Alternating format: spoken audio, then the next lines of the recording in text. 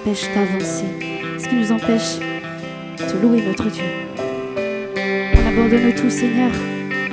J'abandonne l'avenir.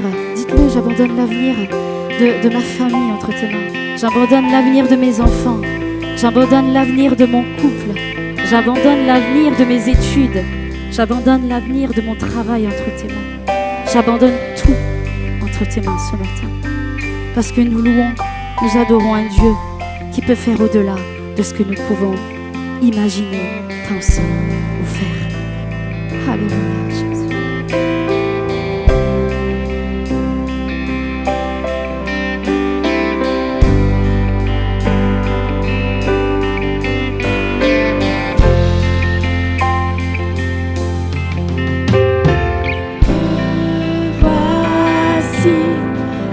Genoux devant toi, j'abandonne tout, j'abandonne tout. Mon seul désir, alors que tu m'attires, c'est d'être avec toi, c'est d'être avec toi. Je m'abandonne.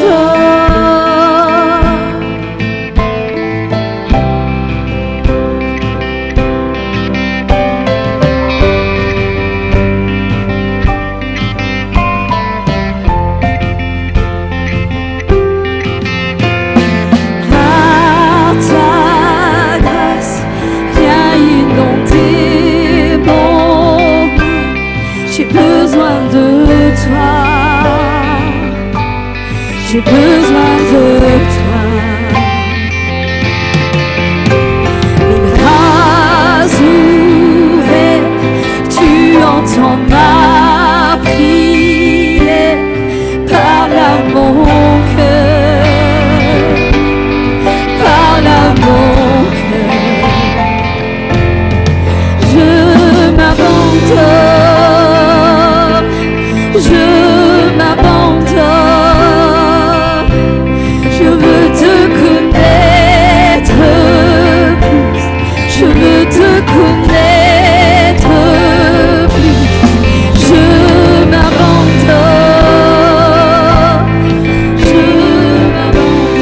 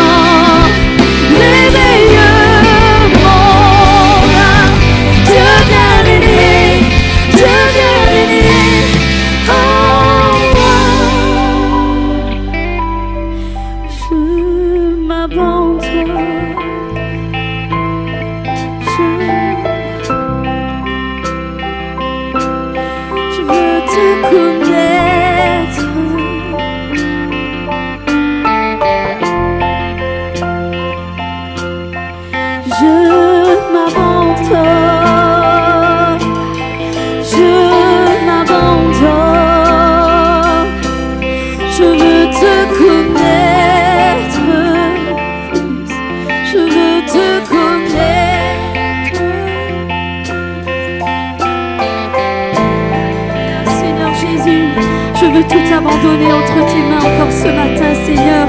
Prends tout, Seigneur. Prends, Seigneur, mon Dieu, mes projets. Seigneur Jésus, tu vois mon avenir, tu vois mon présent, Seigneur.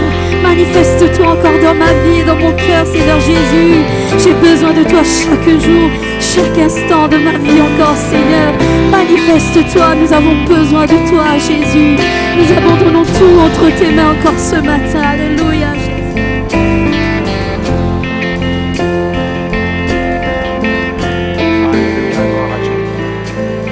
Alléluia.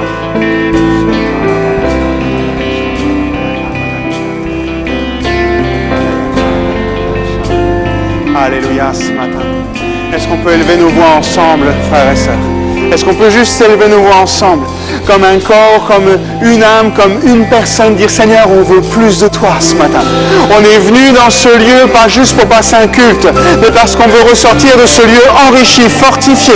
On veut ressortir avec ta présence dans nos vies. On veut ressortir avec peut-être des réponses à des questions, des guérisons à nos blessures. On veut plus de toi. Est-ce que je peux vous demander simplement un instant, on peut se lever ensemble et juste élever notre voix devant l'Éternel. Et chacun avec nos mots, lui dire Seigneur, je veux plus de toi, plus de ta présence dans ma vie et dans ce lieu. Je veux que ton Saint-Esprit vienne agir. Alléluia, on commence à le demander au Seigneur ensemble. On l'a chanté, maintenant on en fait une prière, frères et sœurs. Alléluia, Seigneur. Seigneur, tu es notre vie, tu es notre source, tu es notre nourriture ce matin. Et nous sommes venus nous rassasier dans ta présence, Seigneur. Tu nous éclaires, Seigneur, dans les moments difficiles, Seigneur. Et nous voulons encore plus de lumière. Nous voulons encore plus que tu viennes toucher nos vies, Seigneur. Changer nos vies, Seigneur. Et nous te disons, prends nos cœurs, Seigneur. Prends nos pensées. Prends ce que nous sommes ce matin. Tout est à toi, Seigneur Jésus. Tout est pour toi, Seigneur, ce matin. Oui, Seigneur, ensemble, d'un même cœur, nous disons, Seigneur, nous voulons plus de ta présence, plus de ta personne dans nos vies, dans nos cœurs. Alors, quelles que soient les pièces, les départements de nos vies, Seigneur mon Dieu, ils sont tous à toi, Seigneur, sans exception, Seigneur Jésus. Sans exception, Seigneur. Nous te disons, Seigneur, nous nous ouvrons à toi, Seigneur mon Dieu. Nous te remettons ces instants, Seigneur, et nos cœurs, Seigneur Jésus. Car tu es le Dieu que nous voulons voir régner dans nos propres vies, Seigneur. Alors prends la place qui te revient, Jésus. Alléluia, gloire à Dieu. Alléluia. Gloire à l'Éternel. Alléluia. Oh Jésus, tsoma la kaya shama. Ce trésor ne doit pas être caché. Ce trésor doit être vu, il demande à être vu. Les heures qui sont les nôtres demandent que ce trésor soit vu. Il doit être mis en pleine lumière. Ce trésor est pour les hommes d'aujourd'hui. Ce trésor, tu le portes dans ton cœur. Et tu sais que tu le portes bien souvent mal. Tu sais que ce trésor est à Dieu, il est pour Dieu.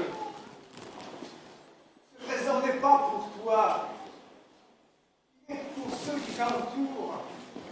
Toi, tu le connais, tu le sais, tu fouilles avec. Mais celui qui est à côté de toi bâtit ce trésor dans son cœur. Tu es là, je t'ai établi, je t'ai enseigné, je t'ai instruit, je t'ai rempli de ma vie pour que ce trésor soit vu, pour que ce trésor soit connu, pour que ce trésor soit vécu.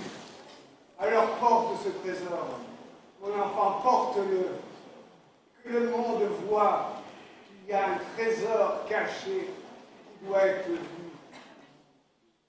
Amen, gloire à Dieu. Alléluia.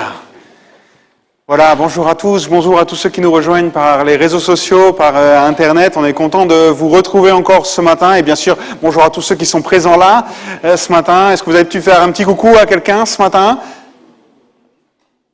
Non? Oui, vous avez reconnu personne, ils ont tous un masque blanc. C'est ça. En tout cas, on est heureux de se retrouver, même si c'est vrai qu'il y a ces conditions sanitaires qui nous empêchent d'être vraiment libres dans notre communion. Mais en tout cas, on veut sachez une chose, c'est que Dieu, lui, n'est pas limité par ce qui se passe et les problèmes sanitaires, et il peut toucher chaque cœur où il est. Lui, il n'a pas de problème de ce côté-là. Et c'est ce qu'on veut encore ce matin, se laisser toucher, remplir par Jésus. Ce matin, je voudrais continuer un petit peu sur cette série qu'on a commencée sur Ruth. Vous vous souvenez? C'était il y a déjà plusieurs semaines. On l'a commencé et j'avais intitulé cette série « Ruth, un amour récompensé ». Voulant dire par là que l'amour qu'on peut avoir envers Dieu sera toujours récompensé. Comprenez bien, je ne suis pas occupé de dire « aimez Dieu et vous allez recevoir quelque chose ». Mais j'appuie sur la fidélité de Dieu, sur l'amour de Dieu, sur la compassion de Dieu, sur la miséricorde de Dieu.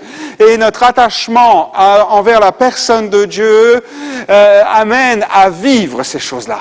Tout compte fait, lorsqu'on s'offre à Dieu, Dieu, lui aussi, il nous ouvre les bras et il nous donne vraiment, il nous manifeste combien, à quel point il nous aime. On l'a chanté tout à l'heure, car Dieu a tant aimé le monde. Il manifeste son amour débordant pour chacun d'entre nous. Et ce matin, on va aller un petit peu plus loin. On va voir à partir du chapitre 1, verset 19, jusqu'au chapitre 2, les versets 3. Et j'ai intitulé cette prédication quand l'amertume nous cache le Dieu Tout-Puissant. Vous n'êtes pas sans savoir, on l'a vu ensemble, que Ruth et Naomi retournent à Bethléem. Ruth, chapitre 1, verset 19, il est dit « Elles firent ensemble le voyage jusqu'à leur arrivée à Bethléem. Et lorsqu'elles entrèrent dans Bethléem, toute la ville fut émue à cause d'elles et les femmes disaient « Est-ce là Naomi ?» Donc on était arrivé à ce moment où Elimelech, avec Naomi, son épouse, et leurs 2 enfants partent. Ils fondent une famille à Moab et là, rien ne va plus. Elimelech décède, ses 2 fils décèdent, tout le monde fait, il ne reste plus que Naomi et les 2 belles-filles. Naomi décide de rentrer, elle a entendu qu'il y avait une bénédiction sur Israël, et elle décide de rentrer, et là, elle décourage ses belles-filles, si bien qu'il y en a une d'entre elles qui reste dans le pays de Moab, et elle rentre avec quand même Ruth.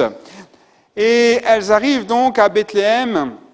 Et au moment où elles arrivent à Bethléem, c'est la récolte de l'orge. On peut considérer en Israël que c'est à peu près le mois d'avril. Et là, toute la ville est agitée. Ça fait à peu près 10 ans qu'elle est partie. Et là, toute la ville est émue, agitée, et on le sent. Les femmes, « Oh, c'est Naomi, tu la reconnais ?»« Oui, non, je l'ai pas connue, j'étais petite. » Voilà, non, voilà, c'est elle. Et ça fait une agitation, c'est presque le moment. Et on sent, j'ai presque envie de dire, les gens vont lui faire la fête.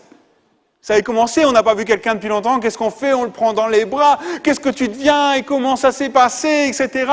Et puis, à ce moment-là, il y a Naomi qui coupe court à tout. Elle coupe court. Le verset 20 nous dit, « Ne m'appelez plus Naomi, appelez-moi Mara. » Il y a quelque chose qui vient de changer. Imaginez tout le monde, Naomi, oh, tu vas bien. Et puis elle dit, arrêtez de m'appeler Naomi. Arrêtez, appelez-moi Mara. Histoire de casser l'ambiance, elle fait fort. Parce que Mara, ça signifie amertume. En gros, ne m'appelez plus gracieuse, charmante, mais appelez-moi amère. Et elle explique ces choses. Et là, elle raconte sa tristesse, ses souffrances et ce qu'elle a vécu. Et elle dira, chapitre 1, versets 21 et 22, « J'étais dans l'abondance à mon départ. » Souvenez-vous qu'elle est quand même partie parce qu'il y avait une famine et qu'elle craignait justement pour cette abondance. Mais elle revient encore avec moins que ce qu'elle avait au moment de son départ. Et elle dira, « Et l'Éternel me ramène les mains vides. Pourquoi m'appelleriez-vous Naomi, après que l'Éternel s'est prononcé contre moi et que le Tout-Puissant m'a affligé.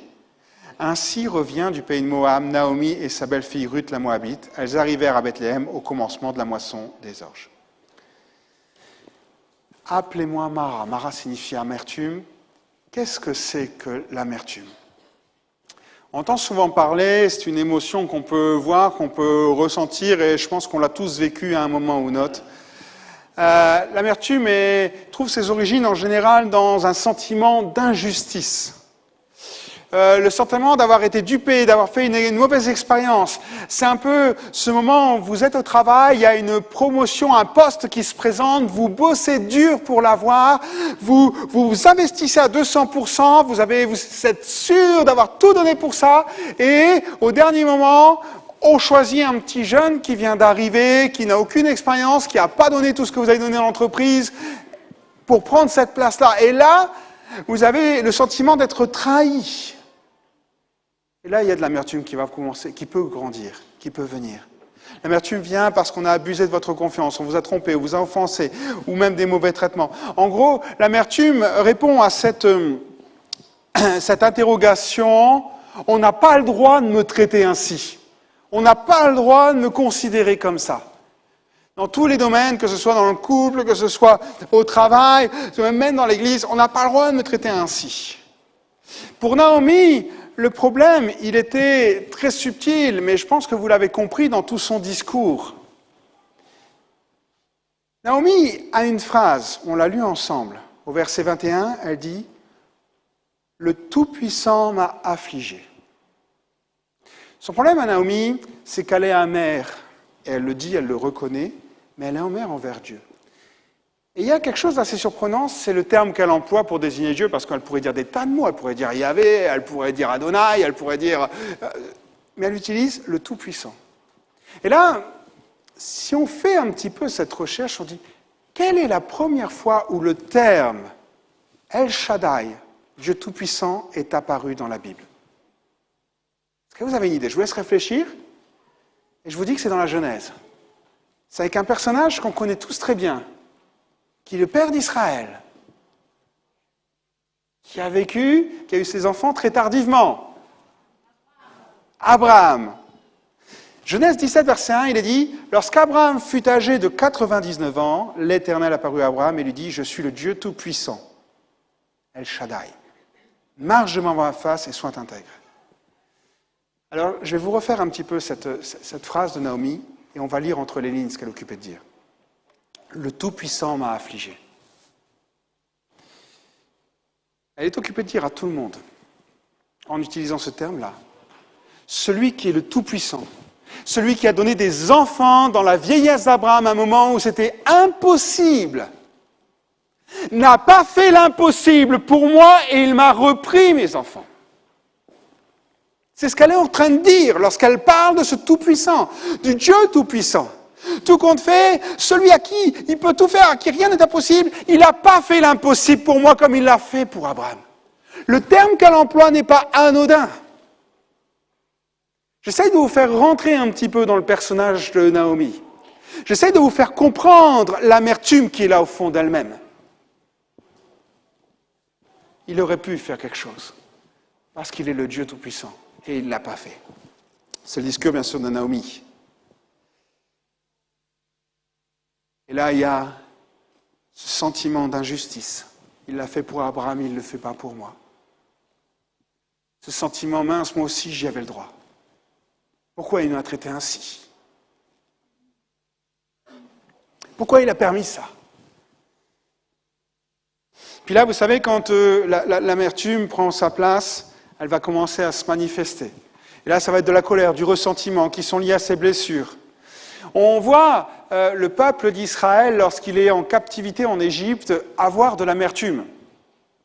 Il est dit, Exode 1, verset 14, « Ils leur rendirent la vie amère par de rudes travaux en argile et en briques et par tous les ouvrages des champs, et c'était avec cruauté qu'ils leur imposaient toutes ces charges. » Personne amère, elle cherche, ici on voit donc le peuple d'Israël qui devient amer parce qu'on lui met une quantité de travail et en fait on les oppresse. Et encore une fois, ce n'est pas juste. Une personne amère, elle va chercher réparation, compensation, à se soulager. Alors c'est compliqué pour Naomi parce que c'est en face de Dieu, quoi. Donc, compensation, elle n'a pas, elle ne peut pas se battre avec Dieu.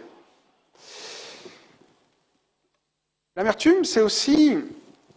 Il y a une différence entre l'amertume et le regret. De manière générale, je parle. Le regret est souvent centré sur nous. Je regrette ce que je fais là, j'aurais dû faire autrement, j'aurais pu faire ceci. Voilà. L'amertume est tournée vers les autres. C'est Lot qui a fait quelque chose. Et on le voit avec Naomi. C'est Dieu qui a fait les choses. Entre guillemets, qui ne les a pas fait, entre parenthèses, puisqu'il ne l'a pas gardé. Son amertume, elle n'est pas envers une personne. Son amertume, elle est envers Dieu. Et on peut être amer envers Dieu. Parce qu'il n'a pas répondu à une prière, parce qu'il n'a pas exaucé, parce qu'il n'a pas fait. Alors, on n'osera surtout pas l'avouer. Parce qu'on pourrait passer pour un mauvais chrétien. Mais en fait, on ne passe pas pour un mauvais chrétien, on passe pour un hypocrite devant Dieu, parce que Dieu, il le sait.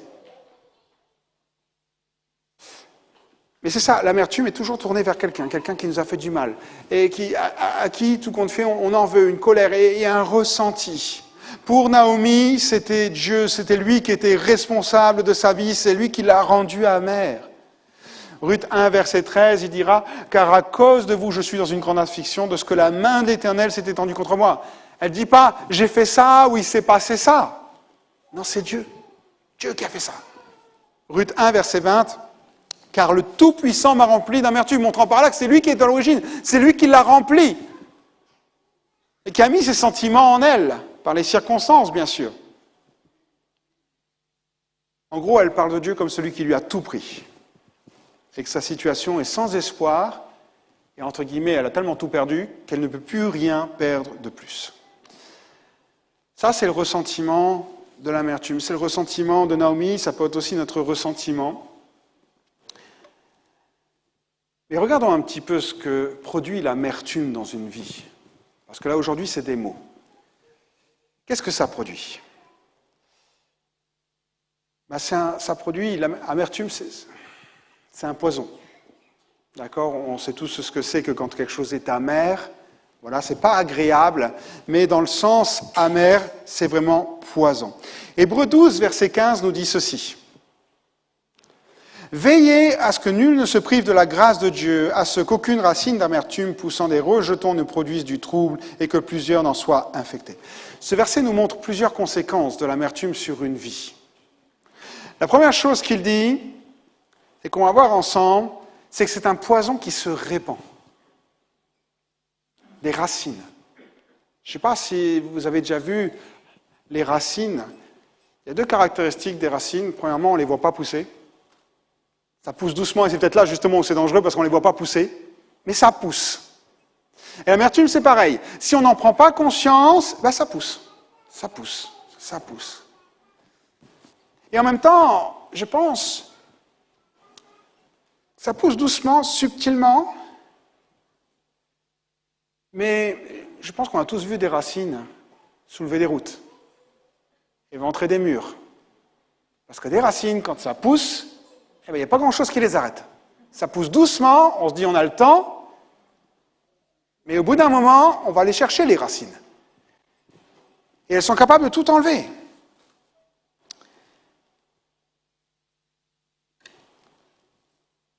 Tout compte fait, la première chose, c'est ce poison qui se répand dans nos vies, qui vient et qui, tout compte fait, va aller dans chaque domaine de notre vie, comme des racines. Il va les puiser. Puiser dans la vie de famille, puiser dans la vie d'église, puiser dans la vie de travail, puiser dans ceci, dans cela. Et tout compte fait, les racines vont se développer. Et avant qu'on ait pu s'en rendre compte, parce que ça se fait tout doucement, c'est déjà trop tard. Donc l'amertume, c'est un poison qui se répand. L'amertume affecte notre relation avec Dieu. Hébreux 12, verset 15. Veillez à ce que nul ne se prive de la grâce. Allez, je finis pour vous, de Dieu. Veillez à ce que nul ne se prive de la grâce de Dieu. Elle affecte notre relation avec Dieu. En effet, c'est surprenant parce qu'on ne s'en rend pas compte que l'amertume est là, mais s'il y a bien une personne qui sait qu'il y a de l'amertume en nous, c'est Dieu. Parfois, on n'en est même pas conscient. Et on s'imagine. Mais encore une fois, l'auteur de l'Épître aux Hébreux est là, il est clair. Ça, on se prive de la grâce. Ce qu'on comprenait par la grâce, ce n'est pas ce qu'il nous donne, c'est notre relation. Notre relation est une relation de grâce avec lui. C'est-à-dire que l'amertume, je ne vais pas dire qu'elle va couper notre relation, sinon on serait sur un salut sur les œuvres. Mais elle va l'atténuer. Elle va venir l'envenimer. Ça va être comme un nuage entre nous et Dieu. Ça ne veut pas dire qu'on n'a plus du tout de relation. C'est peut-être là justement le danger. C'est Parce qu'on croit que même si on en a un petit peu, c'est bon, et c'est pas ça le problème. Non. Elle vient juste se mettre comme un nuage, comme un voile qui se met là entre nous et Dieu. L'amertume, c'est un poison qui détruit nos relations avec les autres. Toujours dans Hébreux 12, verset 15, il est dit « Veillez à ce qu'aucune racine d'amertume poussant des rejetons ne produise du trouble et que plusieurs n'en soient infectés. » Et on le voit très bien, ça, sur Naomi. Parce que Naomi, elle est incapable de voir ce qu'il y a autour et ça crée du trouble sur tous ceux qui l'entourent. La première chose, elle rejette les personnes qu'il aime, ces deux belles filles, qui sont prêtes à aller avec elle. Elle fait tout pour les décourager.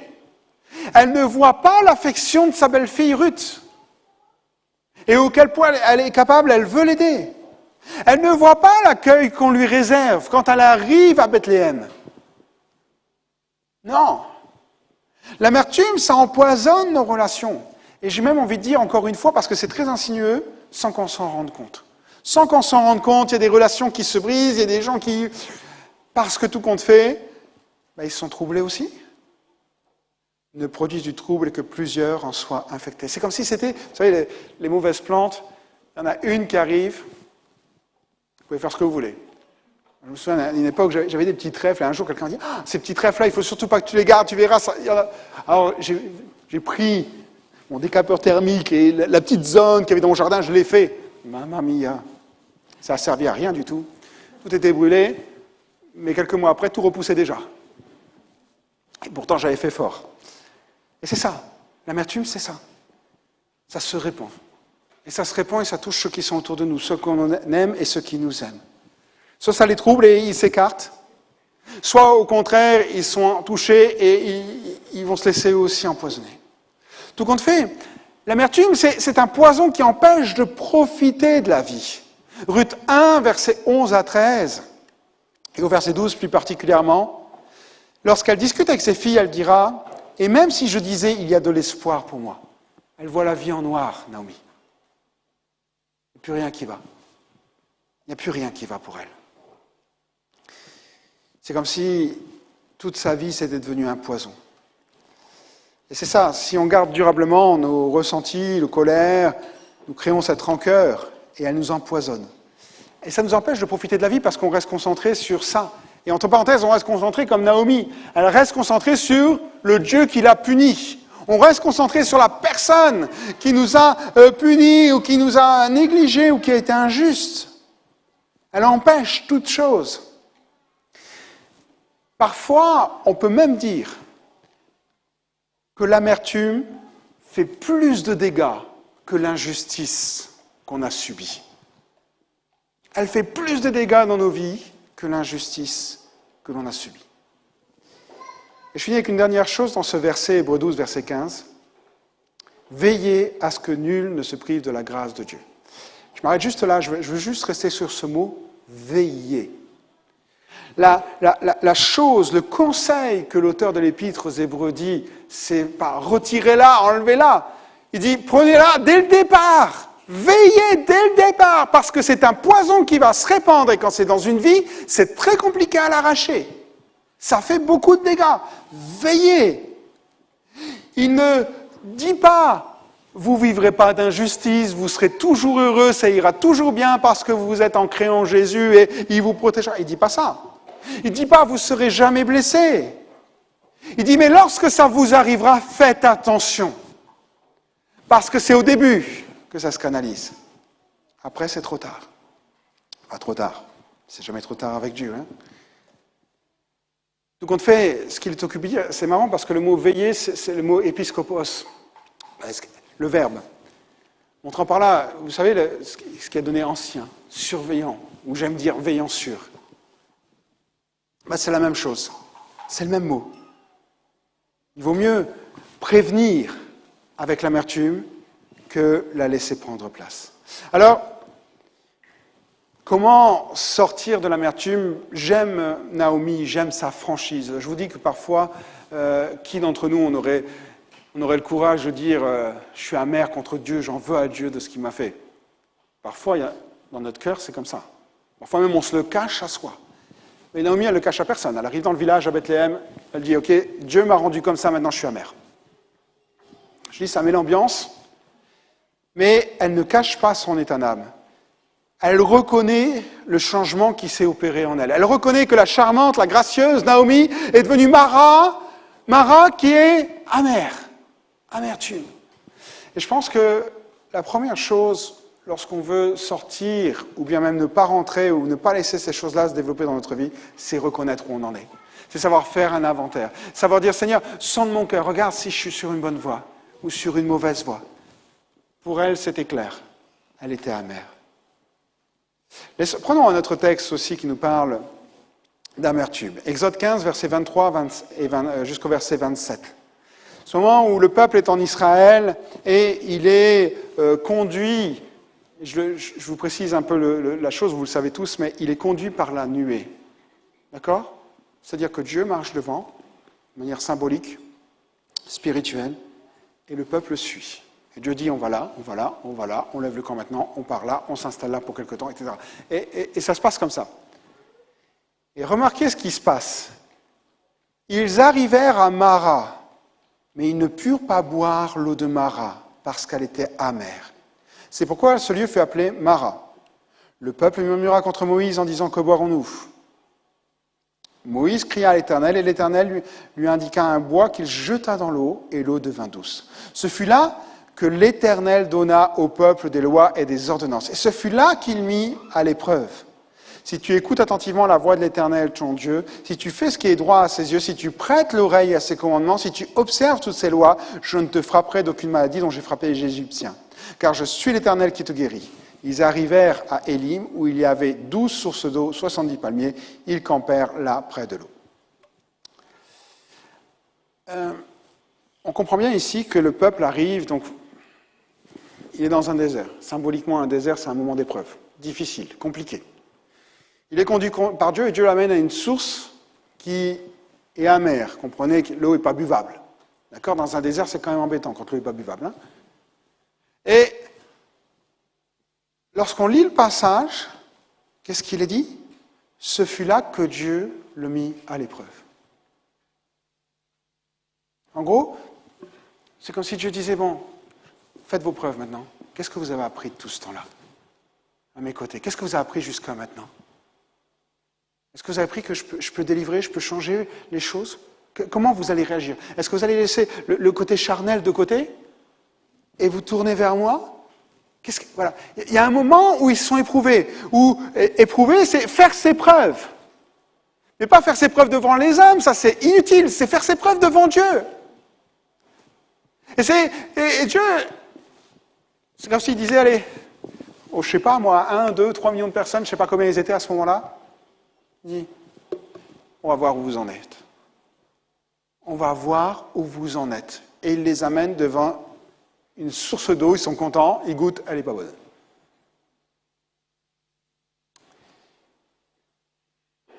Jacques dira ceci, chapitre 1, versets 2 à 4. Mes frères, considérez comme un sujet de joie complète les diverses épreuves que vous pouvez rencontrer, sachant que l'épreuve de votre foi produit l'endurance. Il faut que l'endurance accomplisse son œuvre pour que vous soyez accomplis parfaitement à tout égard et qu'il ne vous manque rien. Le peuple voit juste une opportunité de boire, de survivre. Dieu voit une opportunité pour les former, pour les amener plus loin, pour les faire grandir, pour les amener... Vous savez comment on grandit avec Dieu ? Alors, grâce à notre proximité avec lui. Plus on est proche de lui, plus on va grandir avec lui. Et ce que Dieu veut dans cette épreuve, c'est que le peuple devienne proche de lui. Encore plus proche. Et là, il y a deux réactions. La première réaction, qui est tout à fait charnelle, c'est quoi ? Murmure. Et vous avez remarqué, hein ? Je vous disais que l'amertume, c'est murmurer, mais contre quelqu'un. Et contre qui murmure le peuple ? Pas Dieu. Moïse. Ils ont de l'amertume à l'égard de Moïse. T'es notre conducteur, t'as fait ça, t'aurais dû faire ça. Enfin bref, je sais pas tout ce qui s'est passé là. Et Moïse, lui, il crie à Dieu. N'oubliez pas qu'ils sortent quand même d'Égypte. Il y a une Ils ont vu 10 plaies, ils ont vu une mer rouge s'ouvrir, une armée être détruite, et je vous passe les détails. Et là, ils arrivent, ils sont en face d'une source d'eau. Je veux dire, quand on a vu tout ça, on a vu l'eau qui peut être changée en sang, et inversement, on voit une mer qui peut s'ouvrir. Je veux dire, allez, c'est un détail, quoi. C'est un détail pour Dieu, une source d'eau empoisonnée, quand on sort d'Égypte. Et Moïse crie à Dieu. Vous savez, il y a plusieurs leçons dans ce passage. C'est que quand on rencontre l'amertume ou quand on est en face de l'amertume, Dieu a toujours une solution. Et Dieu avait une solution. La seule chose qu'il attendait, c'est on lui demande.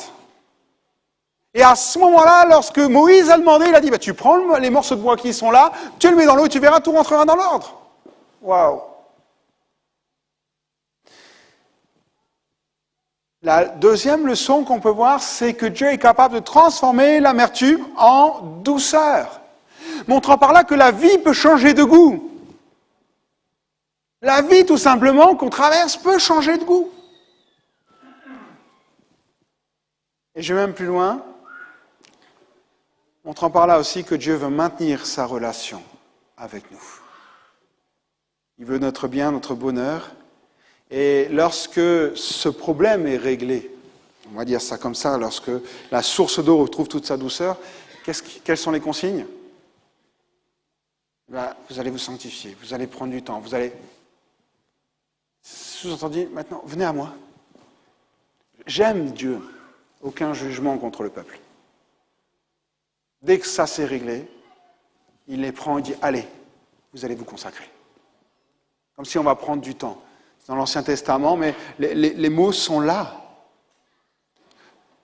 Si tu écoutes attentivement la voix d'Éternel, ton Dieu, si tu fais ce qui est droit à ses yeux, si tu prêtes l'oreille à ses commandements, si tu observes toutes ses lois, et je ne te frapperai d'aucune mal. Et Dieu dit, faites cela. Je vous veux encore plus près de moi. Je vous veux encore plus proche de moi. Et tout compte fait, ils vont rester quelque temps et après ils partent où? Et ça c'est aussi surprenant. On a l'impression que, parce que si on regarde les commentaires, l'endroit où ils vont n'est pas très loin du premier.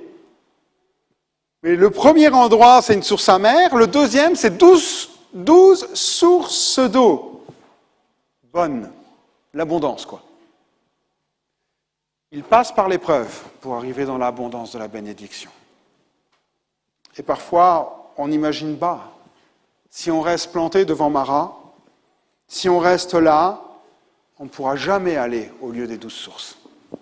On ne pourra jamais aller plus loin.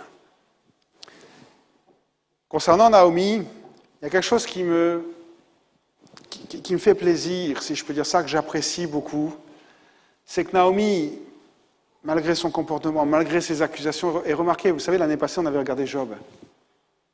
Et Job aussi n'était pas très correct avec Dieu, hein, si vous en souvenez. Et là, Naomi, c'est aussi limite, hein, mais il n'y a aucun jugement de la part de Dieu. Il ne dit pas, écoute, reste dans ton coin, maintenant tu te débrouilles. Non. Non. Il ne regarde pas l'état de cœur parce qu'il sait que c'est une personne blessée. Il sait qu'elle ne va pas bien. Il regarde à ses décisions. Et sa décision à Naomi, c'est de revenir à Bethléem. C'est de revenir aux sources.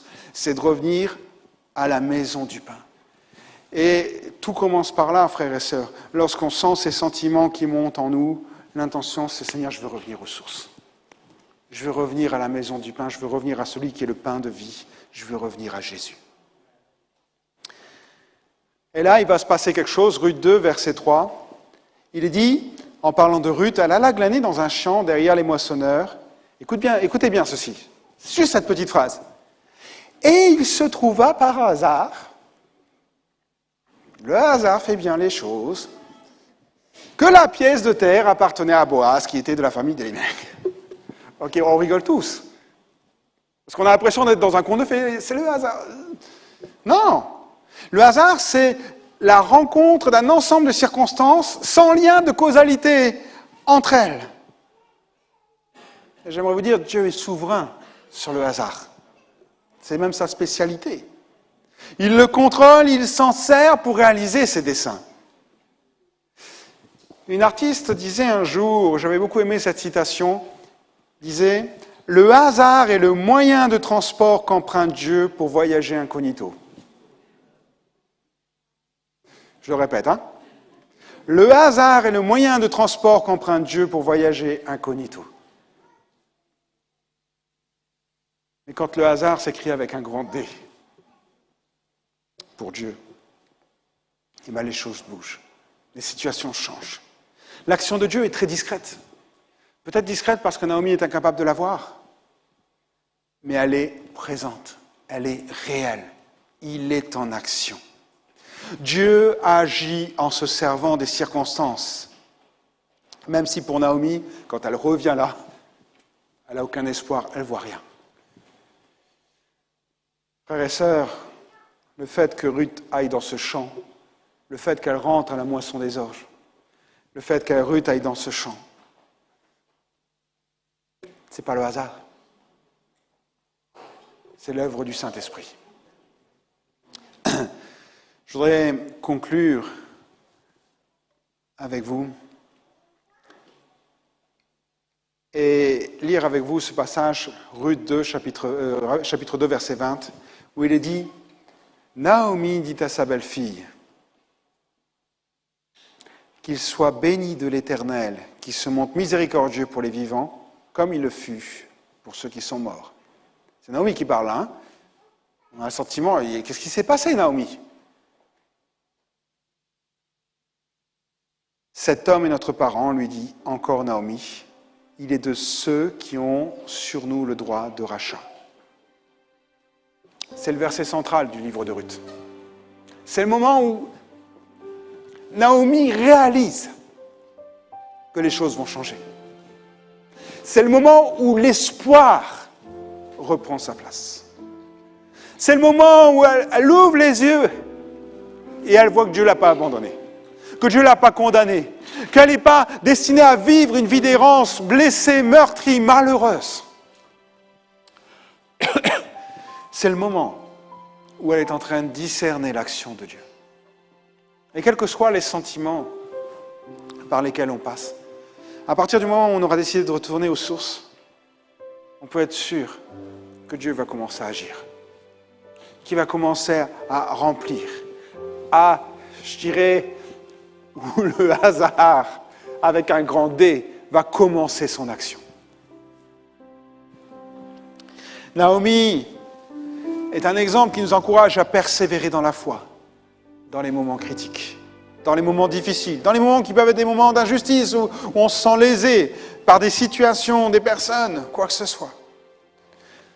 À condition que nous ne laissions pas l'amertume pousser au fond de nous-mêmes. En restant attachés à Dieu, en veillant, en gardant en tête que c'est lui qui commande. Et je le répète encore une fois, en revenant aux sources, à Jésus. Et je prends un autre et un dernier verset, Ruth, chapitre 1, verset 21. On l'a lu ensemble. Et elle dira, « J'étais dans l'abondance à mon départ. Et l'Éternel me ramène les mains vides. » Laissez-moi juste insister sur ce terme, les mains vides. Tout le livre de Ruth raconte comment Dieu va remplir les mains de Naomi. De la même manière qu'il est capable de remplir nos mains. Quand on se sent complètement vidé, quand on se sent seul, démuni, qu'il n'y a plus rien qui nous reste. Il est celui qui est capable de dire « Je vais remplir tes mains ». Et l'histoire de Naomi, c'est une dame qui a tout perdu, qui s'est laissée envahir de sentiments et d'amertume, mais qui va être restaurée d'une manière surnaturelle et miraculeuse. Et c'est ce que Dieu veut pour chacun d'entre nous. Je ne vais pas faire d'appel ce matin spécifique, mais j'aimerais quand même prier avec chacun d'entre nous. Peut-être laisser un temps, et si vous le permettez, qu'on puisse juste faire un temps d'introspection et juste dire Seigneur. Alors je vous invite peut-être à courber vos fronts, à fermer vos yeux. Et demander au Seigneur, Seigneur, est-ce qu'il y a de l'amertume dans mon cœur? Est-ce que j'ai vécu des choses qui m'ont rendu amer? Est-ce qu'il y a des choses qui sont là? Est-ce que ma relation avec Dieu n'est plus ce qu'elle était? Est-ce que ma relation avec les autres n'est plus ce qu'elle est? Est-ce que vraiment je profite encore pleinement de la vie comme je l'avais avant? Est-ce que je suis épanoui dans ce que je fais?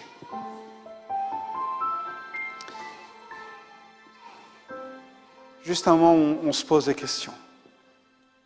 Et si en effet tu constates qu'il y a comme une rancœur à l'égard d'une chose, de l'Éternel, d'une personne, c'est peut-être le moment de dire, Seigneur, je ne veux pas que ça grandisse. Quelles que soient les racines, Dieu est capable de les enlever. Quelle que soit la place que ça a pris dans ta vie, Dieu est capable de l'enlever.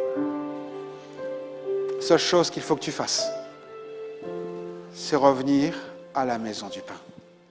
Revenir à Jésus. Dire, Seigneur, je viens simplement, je reconnais que là, au fond de moi-même, il y a des choses qui ne devraient pas être. Je les avais peut-être pas vues, peut-être qu'elles ont été mises à nu ce matin, mais j'en veux plus, Seigneur. J'en veux plus. Et peut-être que tu réalises que tes mains sont vides.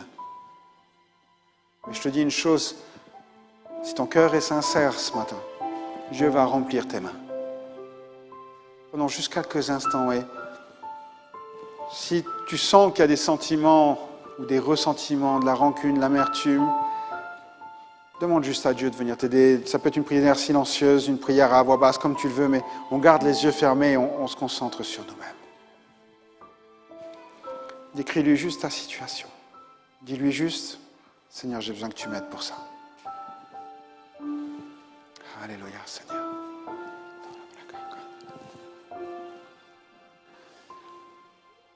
Seigneur, ce matin, nous sommes rassemblés devant toi, avec ce désir d'avancer, Seigneur, de grandir, de marcher pour toi. Et c'est vrai que parfois, Seigneur, dans les circonstances de la vie, Seigneur, il y a des choses qui prennent place, Seigneur. Tu dis nulle part dans ta parole qu'on ne sera pas blessé par les gens, par les événements. Mais Seigneur, tu nous apprends, tu nous dis et tu nous dictes notre conduite dans ces moments-là, à nous appuyer sur toi. Alors je te prie vraiment pour peut-être tous ceux qui se sentent touchés par ces moments, que tu les sentes sur leur vie, que ce qu'ils ne savent pas enlever, que cette mauvaise herbe qu'ils ne savent pas enlever, ton Saint-Esprit puisse l'enlever. Qu'il puisse faire une opération chirurgicale de précision, Seigneur, et enlever tout ce qui est là, Seigneur. Je te prie, Seigneur, de les bénir au plus profond d'eux-mêmes. Que vraiment maintenant, Seigneur, tu descendes, tu mettes ta grâce, ta paix, ton amour, et que ce sentiment soit remplacé juste par ta présence. Merci parce que, Seigneur, ce matin encore, Seigneur, nous voulons aller plus loin avec toi, Seigneur, et nous te remettons ces instants. Alors sois élevé, sois glorifié. Merci pour tout ce que tu vas accomplir dans chacune des vies qui te sont présentées, qui te sont offertes. Merci parce que nous pouvons nous appuyer sur toi, sur ta fidélité, Seigneur. Alors reçois nos prières silencieuses, nos murmures, notre souffrance, et apprends-nous à aller plus loin avec toi, Seigneur Jésus. Que toute la gloire, l'honneur et la puissance soient à celui qui est tout-puissant. Alléluia. Gloire à Dieu. Gloire à Dieu. Amen. Voilà, on arrive aussi à la fin de ces moments. Et avant de nous quitter, juste parler un petit peu de la vie de l'Église et tout ce qui se passe durant la semaine. Et après, on laissera encore l'équipe louange nous conduire dans un dernier chant. Comme vous le savez, c'est vrai qu'on se voit le dimanche matin, mais il y a encore tout un ensemble d'activités au long de la semaine. Donc, je rappelle simplement pour ceux qui nous suivent que nos cultes sont retransmis à partir de 11h55 sur YouTube, Facebook, et ils sont aussi en audio sur SoundCloud. On a le club des enfants qui est repris, à l'exception des plus petits. Mardi prochain, on aura donc notre réunion études bibliques qui sera là, et on aura le plaisir d'avoir avec nous le pasteur Pascal Dosreis, que vous ne connaissez pas. Non, je vais venir tous ceux du Nord. C'est le pasteur de Maubeuge qui sera là. Et il va nous parler, alors c'est un enseignant, il vient aussi enseigner à l'ITB. Et son thème, ce sera « La foi serait-elle une forme de déni ?» Voilà, là il va nous faire travailler les ménages. Je le répète, la foi serait-elle une forme de déni ? Et donc je vous invite nombreux à venir. On aura un temps, il va partager le sujet et après, lui, ce qu'il voudrait faire, s'il reste encore suffisamment de temps, mais ce sont des désirs, je pense que ça ne posera pas de problème, ce sera un temps de questions-réponses et d'échanges autour du thème. Donc sentez-vous libre de venir, vous recevez le mail de Anne-Marie, et merci Anne-Marie pour sa fidélité dans tout ça, dans les mails qu'elle envoie. On aura aussi quelque chose de formidable qui va se passer au niveau mondial, qui va être mis sur YouTube ou sur les réseaux sociaux. Excusez-moi, je me suis peut-être avancé un peu vite pour YouTube. C'est le concert mondial de prière qui est organisé par les Assemblées de Dieu américaines et en réalité qui va être donc retransmis dans le monde entier. Ce sera pour la France le 18 mars à 18h45. Voilà. Donc, à voir, parce que je vois qu'il y a 2 horaires sur l'affiche. D'accord ? C'est pas grave, ce sera 2 heures de concert. Et certainement, il va y avoir les décalages horaires, enfin voilà, vous m'avez compris.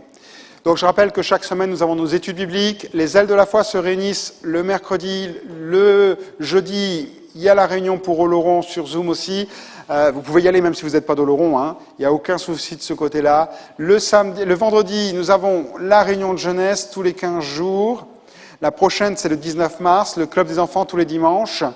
On rappelle aussi que chaque dimanche, donc on passe plus les troncs, mais vous trouvez les corbeilles qui sont à l'entrée et qui permettent aussi d'aider l'Église dans son fonctionnement. Aujourd'hui, nous sommes le 14 mars, donc c'est le jour de l'emprunt. Donc, on a un premier tronc qui est pour le fonctionnement de l'Église et un deuxième tronc qui est pour l'emprunt. Vous savez que tous les mois, on a un emprunt à couvrir pour le bâtiment et les travaux qui ont été faits. J'ai toujours promis d'être clair parce que je ne voulais pas arriver à la fin de l'année et que vous disiez « Ah, il y a tout ça en moins ou en plus ». Juste peut-être, on fait un peu des barèmes. Vous voyez, ou pas, que janvier et février, le vert, c'est ce qui a été donné sur la totalité. Et il y a eu, et merci pour vos dons, 2558 €, mais il manque quand même 1700 €. Donc vous allez dire comment on fait? C'est simple, on prend dans la dîme, c'est-à-dire dans le fonctionnement de l'Église.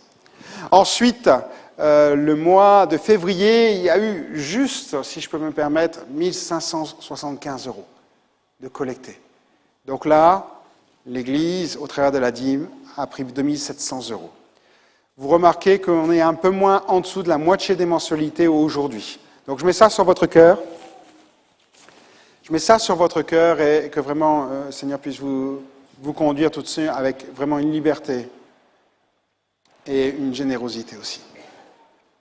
Une dernière annonce concernant l'AFP. Alors, je ne sais pas si vous savez ce que c'est que l'AFP, le phare. L'Église fonctionne avec 2 associations, une association culte, du culte, et une association culturelle.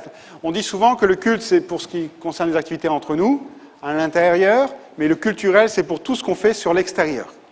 Aujourd'hui, l'activité principale, c'est la distribution de colis alimentaires. Notre frère François Bas, je vous l'ai présenté, je crois qu'il est... Il est par là.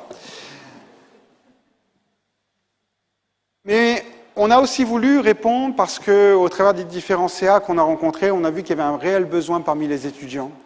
Et ça, on le voit aux actualités, je pense qu'il n'y a pas besoin d'être devin. Et il y a une opération, un dispositif qui a été lancé, et on a répondu présent, c'est Rebond pour la jeunesse. Il a été mis en place dans la région Aquitaine, par le biais de la Banque alimentaire, en fait, la possibilité de distribuer des colis alimentaires, pas spécialement aux étudiants, mais aux jeunes qui sont plus étudiants, mais qui ne sont pas encore dans le monde du travail. En fait, tout compte fait, ce créneau qui est un peu oublié en soi. Et donc, on s'est porté volontaire pour distribuer des colis alimentaires de la part de la Banque alimentaire et de faire de notre jour de collecte, le mercredi ou le samedi, des moments où des jeunes peuvent venir récupérer des colis alimentaires. Donc, ça, ce sera pour une période de mars à juillet et peut-être plus, on verra. Je vous rappelle aussi qu'on est toujours à la recherche d'un local, donc merci à François parce qu'il fait un super travail pour cette recherche de local. On essaie de trouver vraiment ce qu'on peut avec un budget qui approche le 0.